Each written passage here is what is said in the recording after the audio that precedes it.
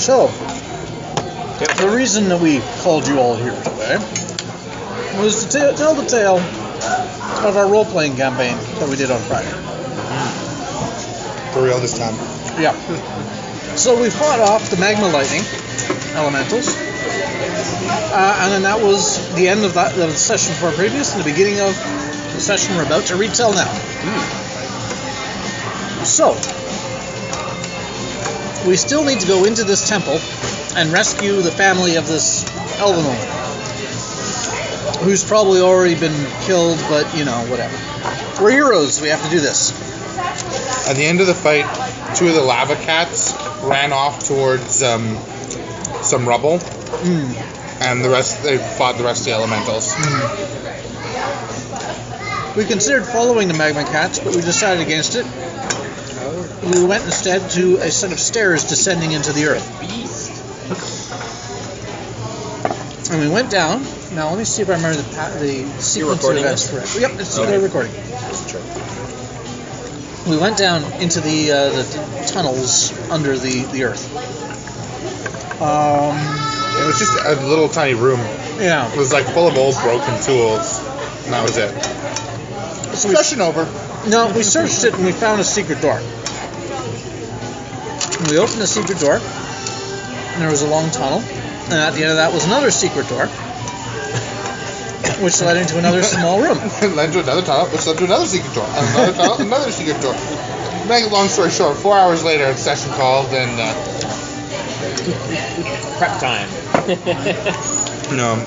there was only one long tunnel, and it led into another bigger tunnel. Yeah. With stairs on the right going up into the sunlight or whatever. Which we scouted, and it just led back up to the surface. Yeah. We could have come in that way to begin with, but... It was actually where... It was the area... It was the rubble that the lava cats had run to. Yeah. So we go down this tunnel. Cricket's doing the searching for traps. We had a heck of a time working out a marching order, because everyone wants to go in front. Brosis wants to go in front because he's the soldier, the defender. He's supposed to be the bulwark. Aurora wants to go in front because she's intensely curious and just wants to see things. Cricket wants to go in front because she's the expendable one who wants to sacrifice her life to protect everyone. Serendipity Van Goldsterdamore, Topper Tower Shepherd of Souls, is the only sensible person that wants to go in the middle. So Hank usually is in the back. Hank usually takes back. Yeah. So anyway, we're going along the tunnel, we're doing our searching for traps and stuff, and we discover there's a portcullis that's hidden in the ceiling. You know, one of these, it's going to go down behind us and trap us or something like that. So Cricket does a thievery check to disable it. Just barely passes with some help from Aurora. It's a really tough thievery check. She's pretty good at the thievery. I rolled high, but... So she manages to wedge a thing into the mechanism to stop this portcullis from coming down. And as soon as that happens, this magma lightning elemental smashes through the door at the back end of at the other end of the hallway that we were headed towards, and comes storming out, raging and hollering his head off about how we'd broken his toy. You broke toy!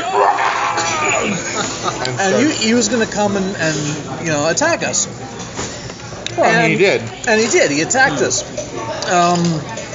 Prosus manages to get in front and is like blocking him, just standing there, and he can't get past him. We also see through the door that this thing just smashed down, there's another magma lightning elemental, and it's like saying... No, I didn't do that at first, because as soon as they talked, as soon as that thing talked, people were like, hey, he talked. We can reason with them. Yeah. And so who was it that tried to... Was it Aurora? Or was it... Someone tried to say, like, hey, we don't need to fight or whatever. Mm-hmm. And that was when the one in the back started saying, like... And he just got really mad that the other guy wasn't coming back. And I think it may have been Cricket, actually. They did some Arcana checks. Yeah. And they figured out that these guys something about the lightning was giving them a primitive intelligence, probably roughly equivalent to like an 18-month-old. So they had one 18-month-old having a tantrum, and the other one was just, at the back being like, why are you attacking these guys? Especially because trouble, right? Because they said, we're nice, we just want to talk with you, and they said, you guys nice? And then, yep. And they tried to convince their compatriot to not fight them, but he didn't listen, so they were just like, whatever, and stormed off into the room. So the one that's attacking us, Trosis is doing his defender thing and just blocking every shot. I think he took a little bit of damage, but it was pretty trivial. Took some, yeah. And then Cricket pulls out her lullaby bola. And lullaby bola is this thing. And he falls asleep. It's the first time I've actually managed to put something to sleep with that lullaby bola. I've had it for like... It's just lightning magma element. Yeah. Well, and I gave some bonuses because it just made sense, right? Yeah. There's this tantruming toddler singing a lullaby. Now, it actually turned out that I don't think their bonuses made any difference. He would have succeeded anyway. But so he lullabies this tantruming toddler to sleep. And they run up to the door, which has been closed. No, it can't be closed. It was smashed open. It was smashed open. They run up to the door sort of walked out of and start sight. talking to the other elementals while this guy's still asleep. Yeah. And trying to convince them that they're good. And, and we succeed. Well, we realize that there's some language difficulties because these things are speaking. They aren't speaking common. They're speaking. Yeah, I guess I never mentioned this, but you eventually would have figured out they're speaking Genasi, actually. Oh, okay. But we had like Hank has a helm of comprehend languages, and Serendipity, Van Goldscheimer, where Talker, Tower, Shepherd, Souls can cast tongues and all that kind of stuff. So some of us got the ability to communicate, and we started, talking with this guy. So we talked to these guys, and they're like, "Okay, we won't fight you, but the boss guy, or whatever they call them, said we're not supposed to let any outsiders through here into the next hallway. I think we're supposed to kill you. I think we should probably kill you and not let you through. Yeah, that's what we're supposed to do. But these do seem kind of nice. I don't know. We better kill them.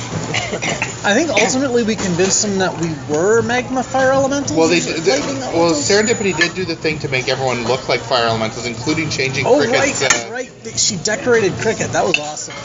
Yes, she used prestidigitation as a color changing, a dye spell. And she dyed Cricket up with all fiery colors and stuff like that. So she's all red and orange, and she's got flames on the sides and all that kind of stuff. Well, I think by this time they had figured out that these guys were basically toddlers, because remember the guy that got put to sleep, he eventually woke up, and he woke up and he's like, "Hey guys, want to play?" He was just completely forgotten about that whole forgot all about the breaking toy thing. Yeah. He was just, like any toddler, they might be in a rage when they go to sleep, but in the morning, they forget all of it. Yeah. They can also go to sleep perfectly fine and wake up in a rage. Yeah. Well, you just keep putting them to sleep over and over again until you get them in the right out. But Serendipity actually used some... Van Goldscheimer, more top of the tower, Shepherd. She said, "Well, no, you better let us through." And they said, "No, we're not supposed to let you through. We can't let you through." And she said, "Okay, fine, we'll stay here with you. Okay, we'll stay here with you, and you can go on." It's like, "No, I'm not leaving. No, you're not staying here. You have to go on." Yeah. That was basically how it worked out. So they found the one elemental that was being contrary. It works out that my middle daughter is going through a contrary phase right now. No matter what you say, she always says the opposite. So that worked to the party's benefit, because there was an elemental that did that. So they're just like, "No, you're not staying here. You have to go on to them." And they're like, "All right, fine." We went on. I think there was another room with the before we got to the boss room. This was there was a little room and then like a little hallway with a crack, and nothing really happened in there. But there was I said a crack, but I guess I should have said a gap. Yeah, people thought it was like just a peaky crack, but it was actually a gap you could walk through. And they went to the north, and there was this big room where they had like thrown like rubble and boulders to make like kind of almost pens. Bunch of pens. And there was a bunch of those big, huge magma elementals and some of the lightning elementals they fought on the surface, all trapped in these pens together. But. And then we went and looked in the other gap, because it was a gap on both sides of the hallway. And the other way, there was a room that had this really big magma lightning elemental with a bunch of smaller ones around him.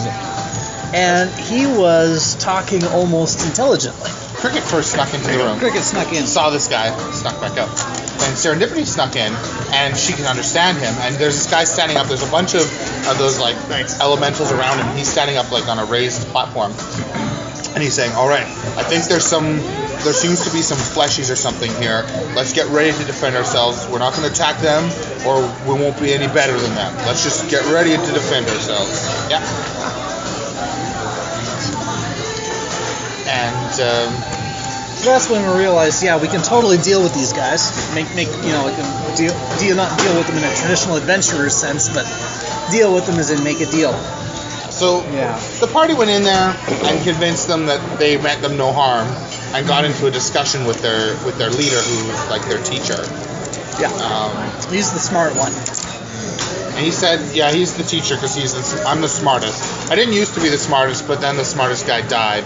And then, that reminds me of that was the other room. There was two of those other younger ones in there petting the lava cats. That's right, and we just sort of went past them. Yeah, they're like, that's okay, we're just petting lava cats. A bunch of the other ones died, but these ones are fine. Yeah, we didn't let them know we killed the other lava cats. But Anyway, they got into this discussion with the leader teacher guy and discovered that basically he's just teaching them. And he told them the story that essentially the lava elementals fall from the sky, and something about the lightning when it combines with them gives them kind of primitive intelligence. So they sequester them away while they're dangerous in the room to the north, and then start to teach them how to, be smart and stuff. But the fleshies always come down here and try to kill them. And to be fair, on the surface, when their brethren fall, they do just go on rampages. So they can see why, but it's really annoying, and they generally expect adventurers to be coming down there to kill them. I don't need my coffee. And then we discovered that they had been driven out of their traditional dungeon living area very recently by a bunch of drow. And we're like, aha! Drow. They're the ones that we're here to fight. And you guys are enemies of them. Army! Yes, so we're going to ally with these guys. We used to have this really cool room. There's a circle with all these pillars and a thing, and I'd stand in the middle, and the whole class would stand around me. It was awesome. And this stupid drow came and kicked us out. I hate those guys. So we went to this cool room of theirs that the drow had kicked them out of. And Cricket once again managed to convince the party to let her go scouting. She's the rogue. She's supposed to scout, but so rarely. Anyway, so she scouted a little ways in, and the place seemed to be empty. And so she came back to report on that, and that's about where the session ended. So the room that the drow had kicked these magma lightning elementals out of seems to be once again abandoned. Probably is not, because things are never that easy.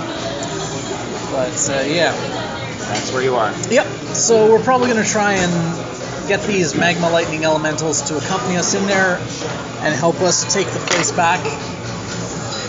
And and there's also some of those myconids around. We haven't seen them, but we've heard about them from the magma fire lightning elementals, which further cements my suspicion that they probably killed the hostages already, because they make myconids out of people. Yeah, they kill people and turn them into myconids. Sort of an undeady type thing. So anyway, and that's where the session ends. So next time we go in, we reclaim the place. So I was finally able to do some sneaking around and scouting to make sure everything was safe. I think that the room full of lava lightning elementals may have spotted me, but the empty room with nobody in it, they didn't spot me. So I'm 1 for 2. That's a good start.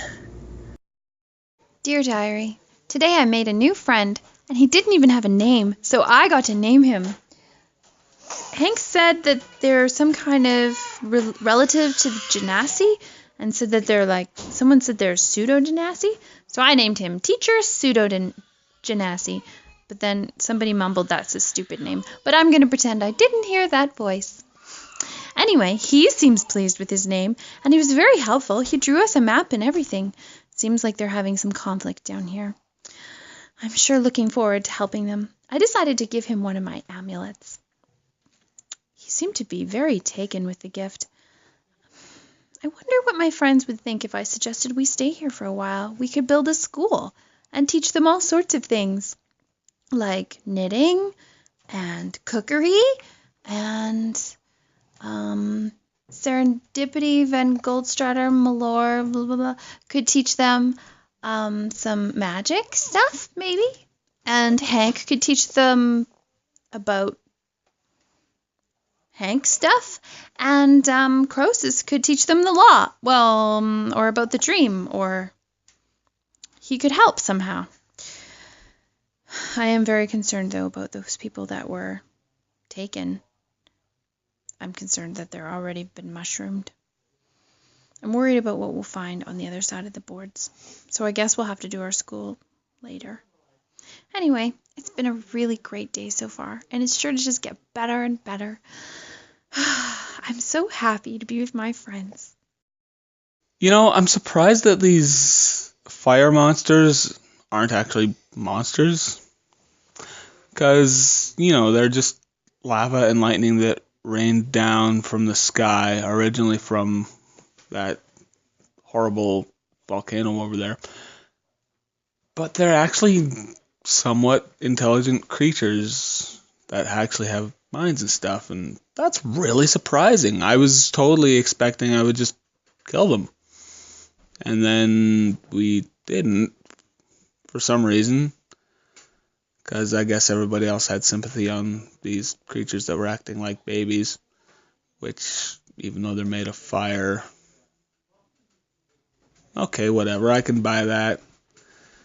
But, yeah, I kind of wish I could talk to them. I can understand them with my helm of languages, which is cool, but I can't actually speak to them. But I was able to explain where they came from just because, you know, Aurora translated for me, because Serendipity, Van Goldstratum, Malor, Toppler Towers, and Shepherd of Souls cast tongues on her. But I digress. Looks like we might have an interesting new ally in our hunt for the Drow to rescue these captured people. Or it could just burst into flames in a horrible way, but let's try and be positive about this. Well, that's a lot of misbehaving children there. And they're doing it wrong because they have arms and legs and they can run around causing damage and problems. I feel kind of sorry for the teacher because frankly the Oblin have it easy. And our kids just lie there growing their arms and legs and listening to us sing the law to them. But he has to sing the law to them while they tear around and destroy a city. And then adventurers kill him for it. We should help this guy. Why do I feel stupider for knowing this language? Why do I feel stupider for besting them in a contest of wits? Not that it was hard. They're a few logs short of a bonfire, after all.